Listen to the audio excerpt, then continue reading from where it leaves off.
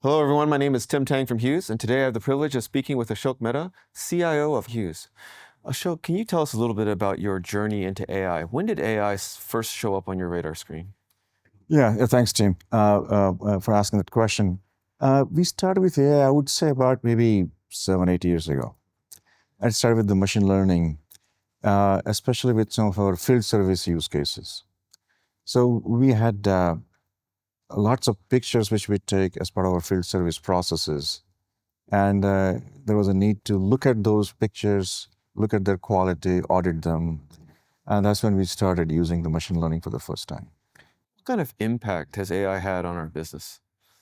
It had a very significant impact, and the impact is not in just one area, but it's multifaceted. If you look at our network operations, whether if you look at our field service, our customer service, our ability to do audits using our quality objectives, every area you can look at, and there has been a significant impact of machine learning and AI.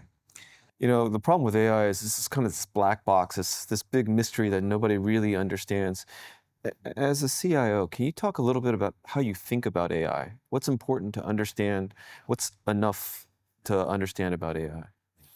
Yeah, I think so. It has to be based on a specific business objectives. Otherwise, it remains just a just a technical exercise which doesn't benefit. So when we looked at MLAI when we started, as I said, a few years back, how can we get benefits for our business from an efficiency perspective? Now, as we transition into Gen AI, it has even expanded that those applications even, I would say, tenfold or even more. And the early use cases which we have deployed in the last 8 to 12 months have shown significant benefits. But one has to be cautious that it's not that you can apply AI at everything. You have to select what benefits and then apply that.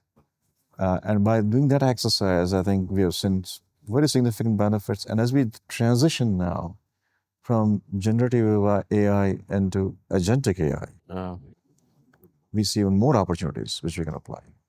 Can you tell us a little bit more about your thinking about agentic AI? What opportunities do you see there?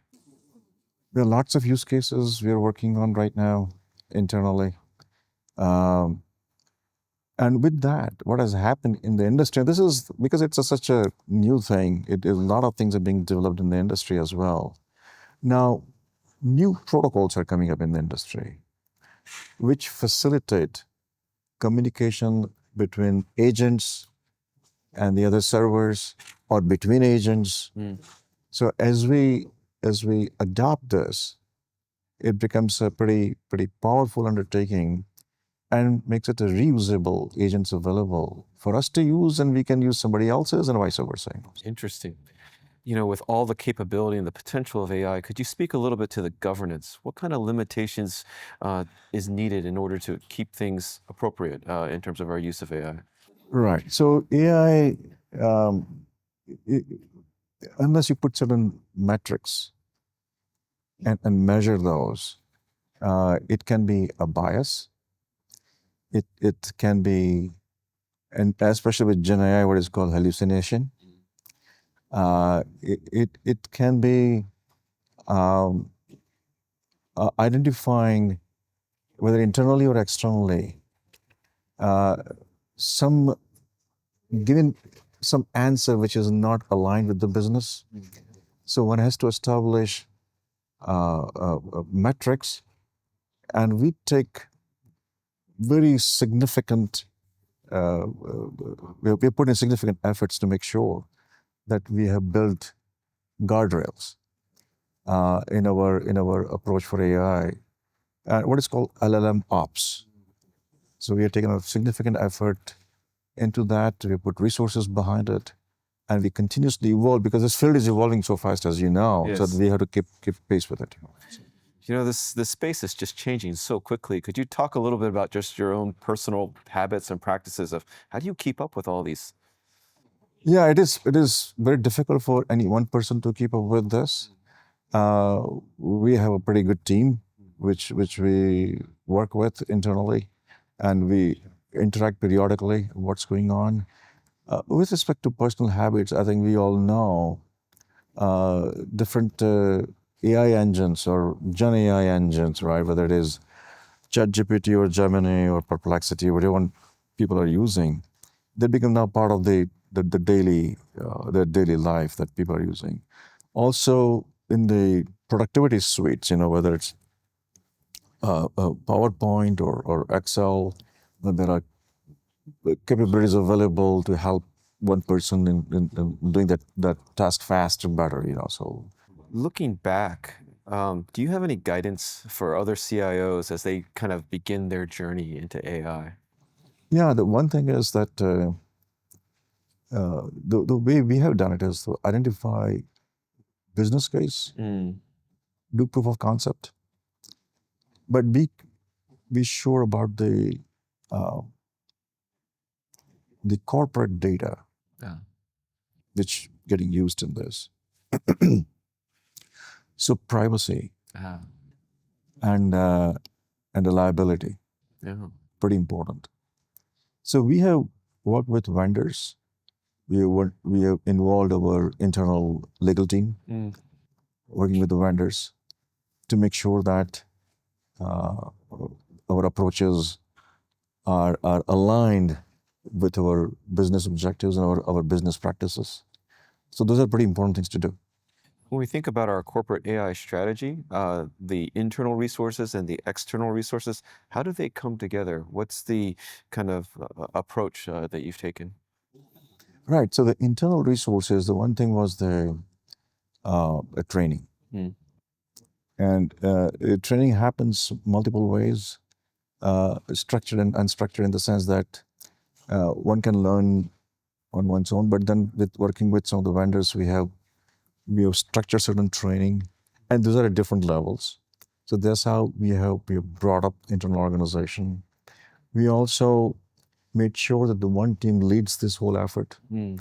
and then become the trainer for the other teams. That's how we have grown internally.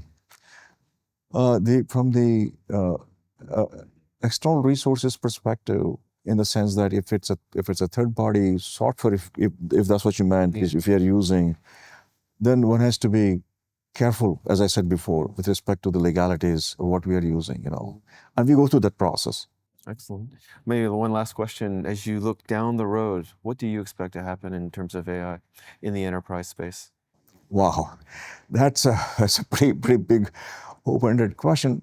I think many times I think maybe your imagination is the limit, Mm. sky is the limit, because now with AI,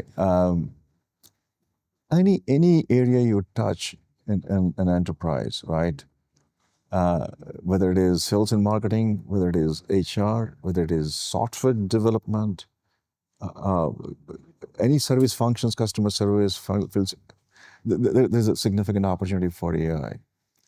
And it is going to grow even more because now third party products or the software providers, each one is bringing their own AI capabilities into it.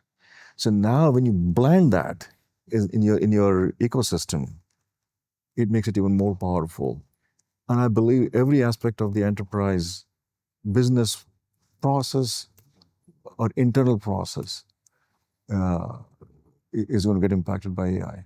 It's not just being focused about your roadmap, it's also understanding the opportunity with all of your partners and providers. Absolutely, because they are bringing their own value into this, Yes. and how can we leverage that? And that's where some of the standardization with respect to agentic AI can benefit Hmm. as it matures and as it develops. Ashok, thank you for taking the time to speak with us. Absolutely. Thank you so much. Everyone, I've been speaking with Ashok Mehta, CIO of Hughes.